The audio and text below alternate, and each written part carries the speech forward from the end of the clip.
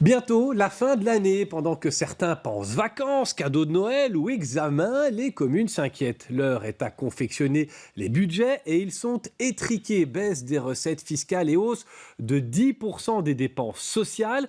Peut-on tout mettre sur le compte du Covid? Le vrai problème n'est-il pas plus profond? Et puis, quelle piste de solution pour renflouer les caisses de ce niveau de pouvoir qu'on dit si important et si proche du citoyen? Bienvenue sur le plateau de Versus.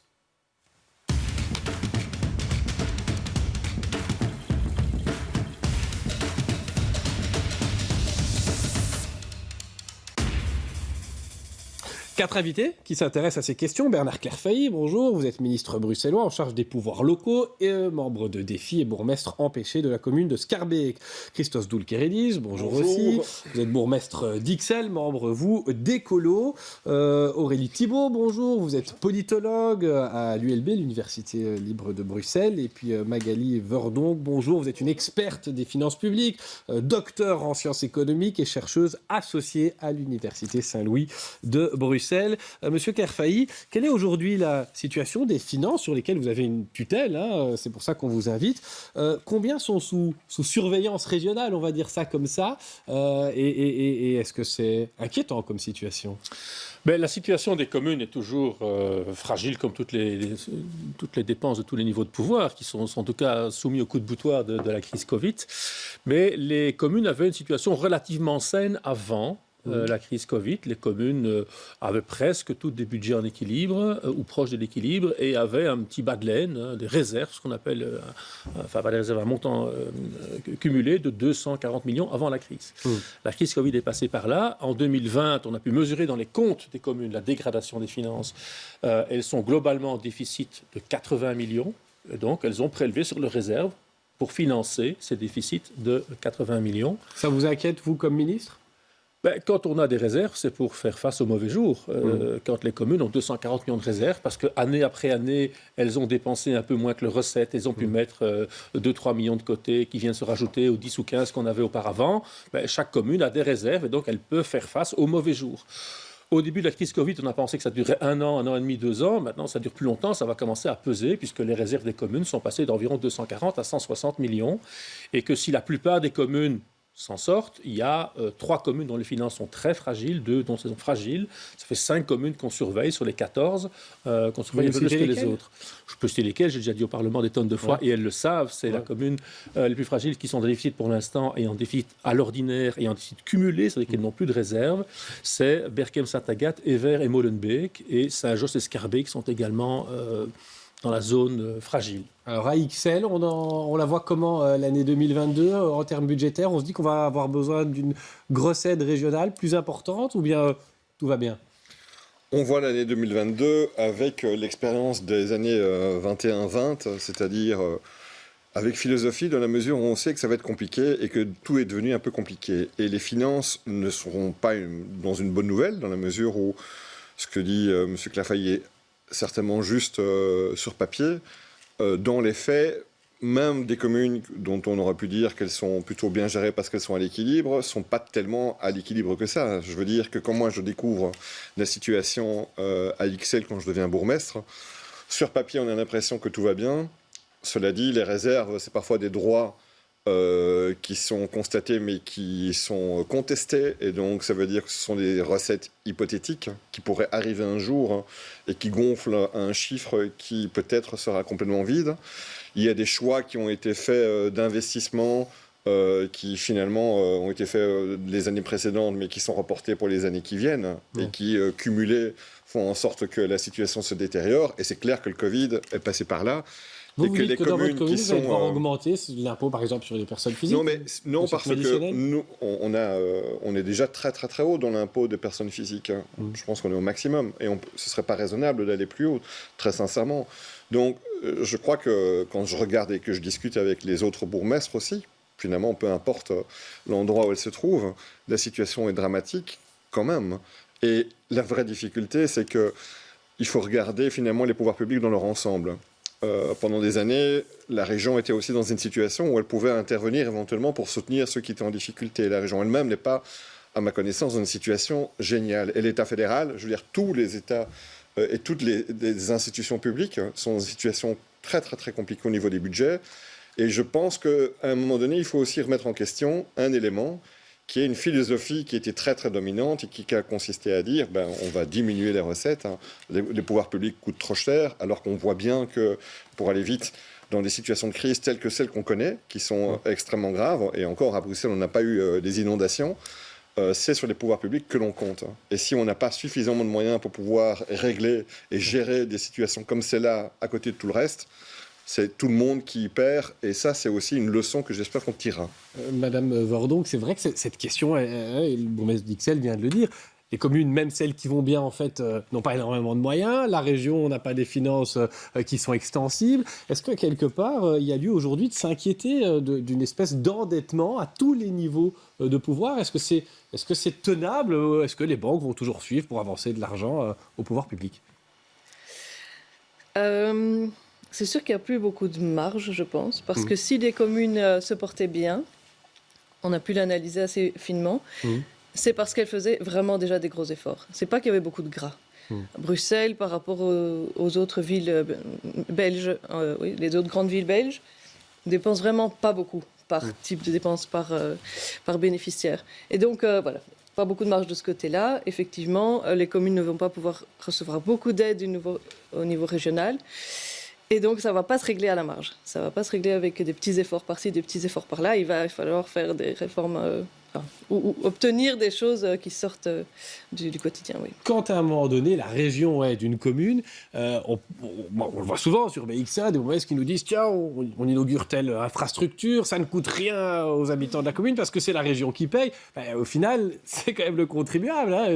C'est le même contribuable, tout à fait. Bon. Alors, Aurélie Thibault, la situation inquiétante financière des communes, est-ce que c'est un risque démocratique ? Je vous pose la question à dessein, vous êtes politologue, parce qu'à un moment donné, quand les communes sont limitées dans leur action parce qu'elles n'ont pas les moyens, est-ce qu'elles arrivent encore à assurer ce niveau de pouvoir si proche du citoyen ? On le dit souvent. Alors, un risque démocratique peut-être pas, mais en tout cas un risque pour la capacité des communes à exercer réellement les missions qui leur sont confiées, leurs missions de base en fait. On est dans une situation où les communes se sont de plus en plus sollicitées aussi pour autre chose que leur mission de base, parce que le contexte évolue. Elles sont partie prenante dans les plans de relance économique qui sont pilotés par tous les niveaux de pouvoir. Les communes vont être aussi un acteur central de la transition énergétique et climatique. Et donc tout ça sont des choses qui se rajoutent sur les épaules des communes et qui...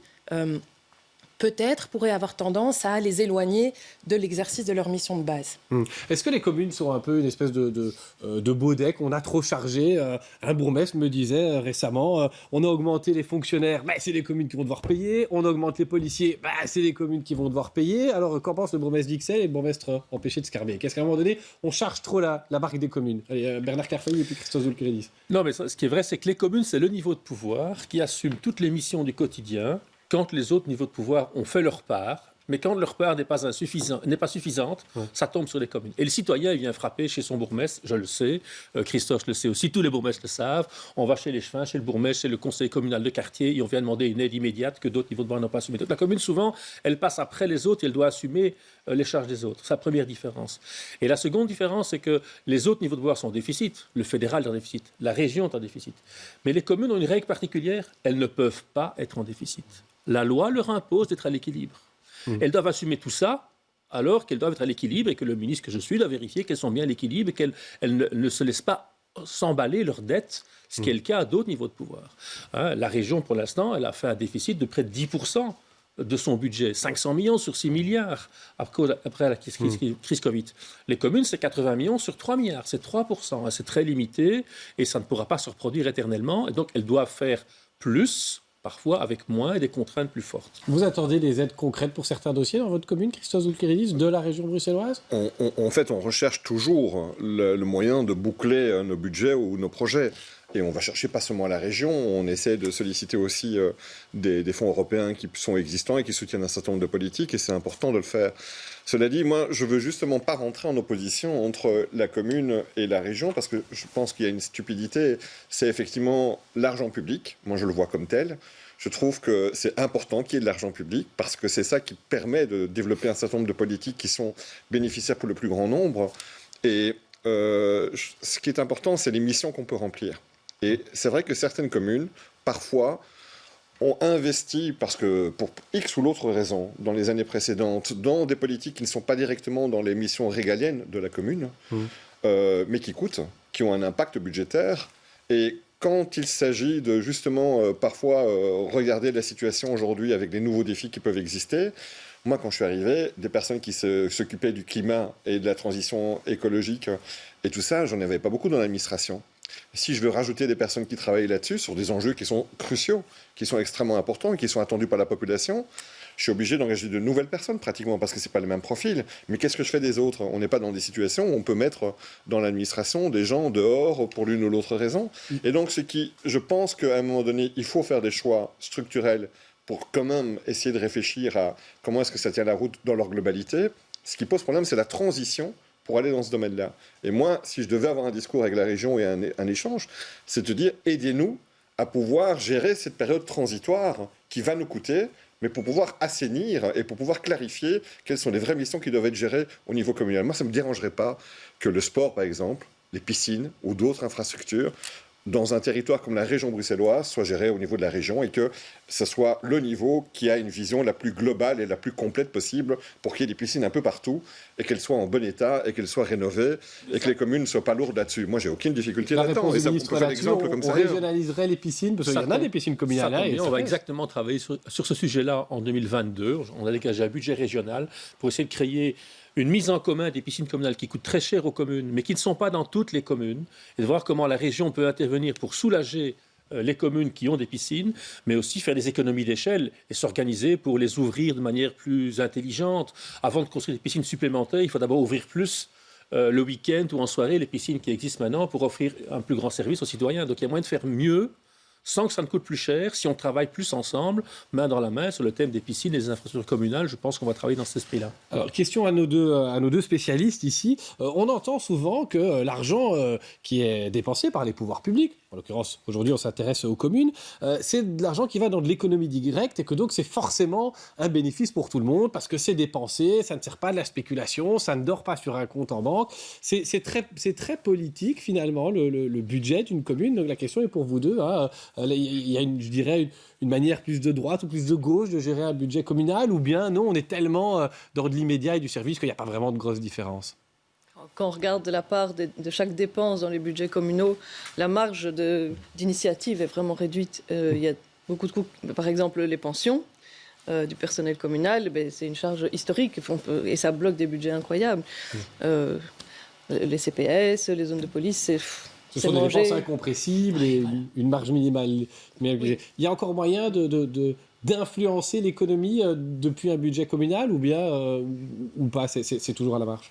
C'est vrai que les missions des communes sont quand même très, très liées au quotidien, à des choses très concrètes et qui vont être très fort structurées par les réalités locales. Et donc, ça laisse effectivement peu de marge de manœuvre. Finalement, les communes, elles doivent répondre aux besoins de la population et aux spécificités locales de leur territoire. Ça laisse peu de marge de manœuvre. Après, un budget, ça reste quand même une traduction en chiffres d'orientation politique. Donc forcément qu'on peut identifier, en tout cas dans certains domaines politiques très spécifiques, certaines tendances, plus de gauche ou plus de droite, mais je pense que pour le reste, la marge de manœuvre, elle est faible à cause de ce côté très structurant des missions de la commune qui sont ancrées sur le quotidien et des missions très concrètes. C'est quelque chose que vous avez constaté, vous, Christophe Zoulkiridis? Non, mais le fait que ce soit restreint, c'est tout à fait exact. Le fait qu'il y ait la marge quand même et qu'il y ait la lecture politique, c'est tout à fait vrai aussi. On a fait le choix par exemple chez nous, de se priver de certaines recettes. On a des terrains publics, très peu. Si on accepte de construire des logements pour la spéculation immobilière, ça nous rapporte. En direct, on reçoit des recettes par rapport à ça. On décide politiquement de ne pas le faire parce qu'on estime que le coût du logement est déjà trop cher à XL et que c'est plutôt, il faut garder des espaces pour la nature. Donc finalement, ça nous coûte. Mais c'est un investissement et un choix politique que l'on fait. Et ça a du sens. Autrement, les gens ne vont pas voter. Je veux dire, c'est extrêmement important qu'il y ait aussi une cohérence et qu'à un moment donné, on puisse expliquer pourquoi on fait un certain type de choix. Et ces choix ne sont pas neutres.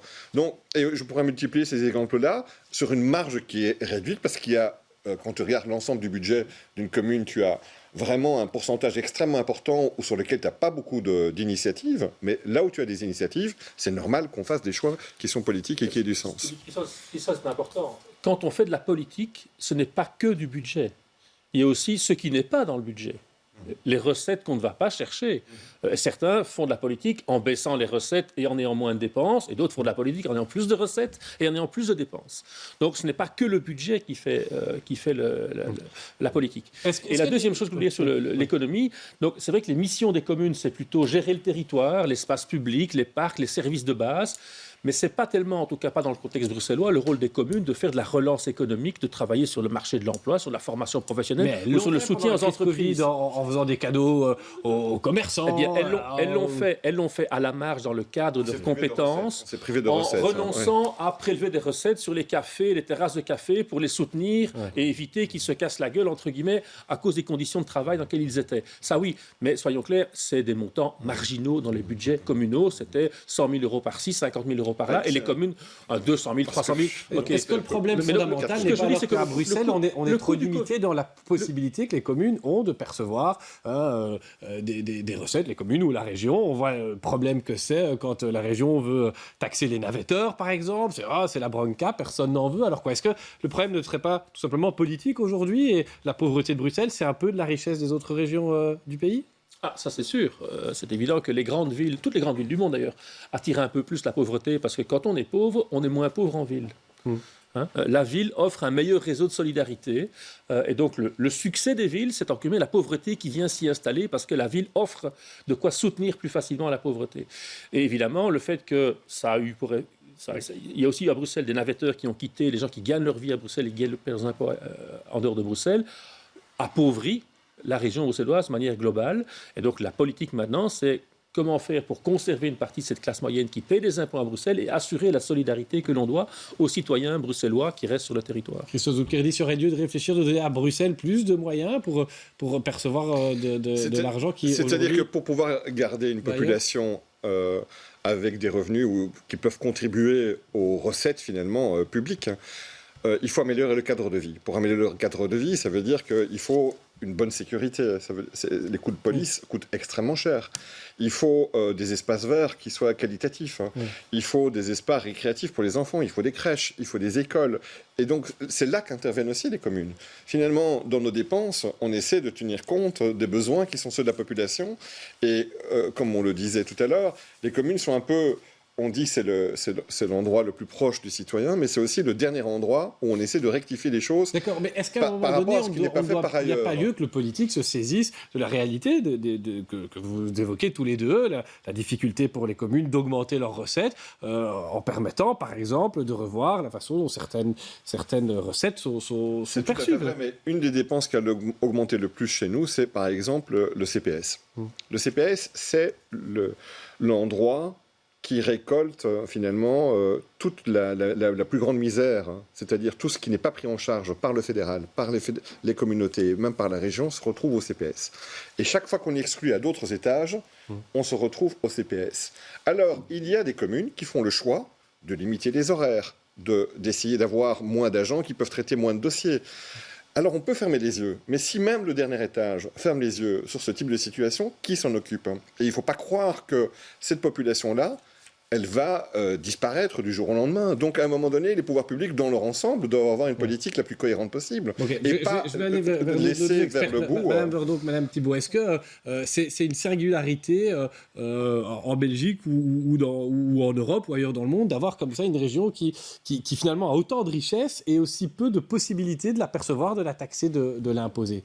C'est sûr que, comme dit M. Clairfailly, toutes les grandes villes attirent la pauvreté, mais toutes les grandes villes ne sont pas financées par les mêmes mécanismes.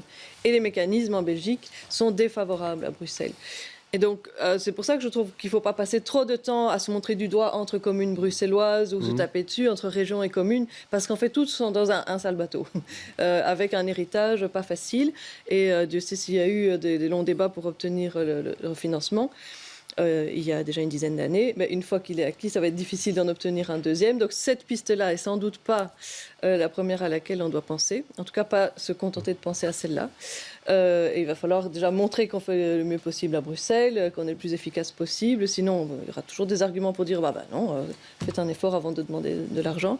Mais il va falloir une stratégie, une vraie stratégie concertée. Moi, j'observe en matière fiscale, ces 15 dernières années, sur la région des communes et ou la région, ont eu une stratégie pour aller chercher des recettes supplémentaires en augmentant la pression immobilière sur le foncier, sur le bâti. Parce que le bâti ne bouge pas. Par définition, il est immobile. Et ce bâti, il accueille des activités économiques et autres, et il n'appartient pas qu'aux Bruxellois. Et dans le même temps, souvent, de baisser la taxation sur les revenus, sur l'IPP, sur les gens qui habitent la ville. Ce qu'on appelle le tax shift bruxellois. Il a été mené par plusieurs communes, et certaines vont encore le faire, je le sais, dans les jours qui viennent pour équilibrer leur budget. La région a fait un tax shift du même genre. Donc, taxer un peu plus le capital foncier qui n'appartient pas qu'à des Bruxellois, donc capter un peu plus de cette richesse qui est présente à Bruxelles et qui sert à accueillir les activités qui font que des gens ont des revenus mais vont les payer en Flandre, en Wallonie, et réduire la taxation sur les gens qui continuent d'habiter Bruxelles. Sur le bâti, il y a énormément de bâtiments qui font partie de cette main morte. Moi, j'ai découvert cette expression en préparant le dossier, c'est pas très poétique à dire. Et donc, on apprend par exemple que parfois des écoles qui ne sont pas reconnues par la Fédération Wallonie-Bruxelles, qui donnent des diplômes sans valeur officielle, eh bien, sont exemptes d'impôts fonciers. Est-ce que c'est normal? Est-ce qu'encore une fois, on est allé chercher et on cherche assez en région bruxelloise toutes ces niches qui permettent d'éluder l'impôt et donc d'éviter de payer sa part? Qui veut répondre à ça? Qui le sait? Les bourgmestres ou les experts? Il y a un mécanisme par lequel l'État fédéral compense les régions et la région bruxelloise en particulier pour une partie de ce qui a été identifié comme main morte. Alors ce n'est pas... Une partie, donc c'est pas suffisant. Oui, c'est ça. Je suis prudent. Ce n'est pas intégralement l'ensemble des biens exonérés de taxes, mais une partie importante de ces biens-là, les ministères, ces sites comme la RTB. Est-ce que ça va directement aux communes concernées ou est-ce que ça va à la région? Cette somme rentre dans la poche de la région, et puis la région redistribue cette somme aux communes.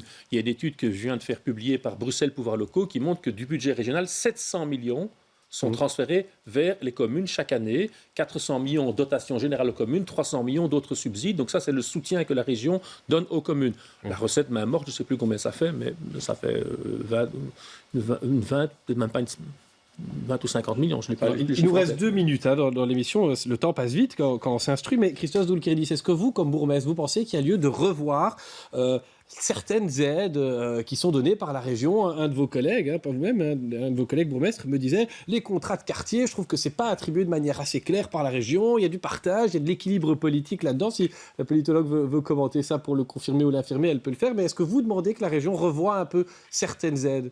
Moi, je suis pour un dialogue avec la région pour savoir qui fait quoi.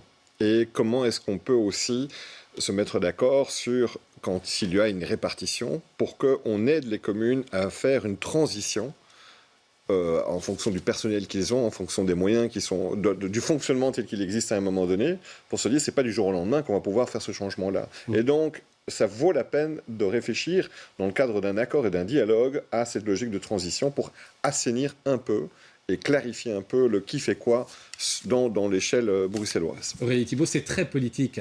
Toutes ces aides, c'est sensible en fait. On ne s'en rend peut-être pas toujours compte dans le grand public. Oui, bien sûr, c'est très sensible. Après, on l'a dit aussi, la situation de la région bruxelloise est ce qu'elle est, c'est-à-dire plutôt difficile. Et les projections montrent que ça va perdurer. Et donc, il va falloir probablement être un peu innovant. Et cette idée de clarification, elle est hyper importante.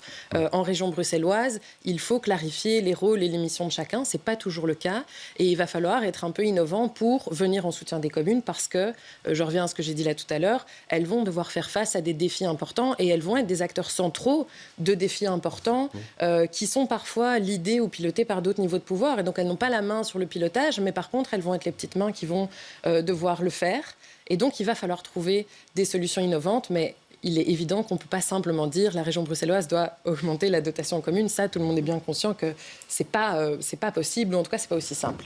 Surtout que la répartition des tâches dans les compétences est aussi floue entre le fédéral et la région. Des tonnes de missions que le fédéral ne fait pas, il les reporte.